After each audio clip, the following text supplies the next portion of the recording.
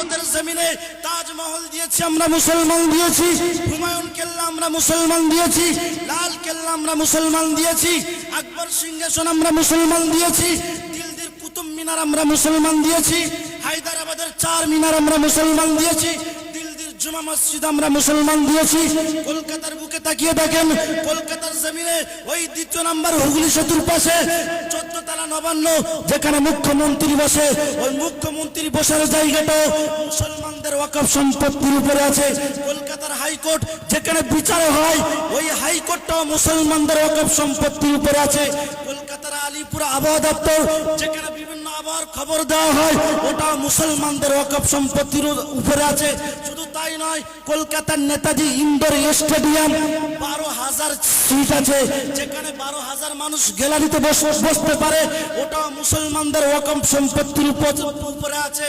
কলকাতার টিপু সুলতান মসজিদ শুধু টিপু সুলতান মসজিদ নয়, এই টিপু সুলতান মসজিদের সাইটে যতগুলো জায়গা আছে, ওটা মুসলমানদের ওয়াকফ সম্পত্তির উপরে আছে। শুধু তাই নয়, মুর্শিদাবাদের জমিনে যে হাজার দুয়ারি আছে, ওটা মুসলমানদের ওয়াকফ সম্পত্তির উপরে আছে। কলকাতার জমিনে নেতাজি সুভাষচন্দ্র বসু যে এয়ারপোর্ট আমরা দেখি, যে এয়ারপোর্টে বড় বড় সাহেবরা বাবুরা নেবে, যারা নেবে সিএ এনআরসি বিলের জন্য বক্তব্য দেয়, যেখানে নরেন্দ্র মোদী আসে, অমিত শাহ আসে, ঠাকুর আসে, যেখানে নেমে বক্তব্য দেয়, যে এয়ারপোর্টে নেবে, ওই এয়ারপোর্টটাও মুসলমানদের অবদান। এর মধ্যে 86 বিঘা জায়গা মুসলমানদের ওয়াকফ সম্পত্তির ভিতরে আছে। এইরকম ভারতবর্ষে আমরা কি দিই নাই?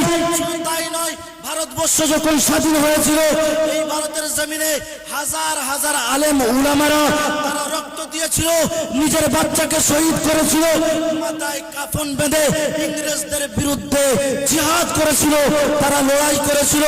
যখন ইংরেজ বাদশা যখন জানতে পারলো এদের মূল গোড়া হলো আলেম উলামারা, তারা দিল্লির জমিনে, দিল্লির বুকে রাতের অন্ধকারে তলোয়ারি নিয়ে লেগে গেল, চলো এদের আলেম উলামাদেরকে খোঁজাও।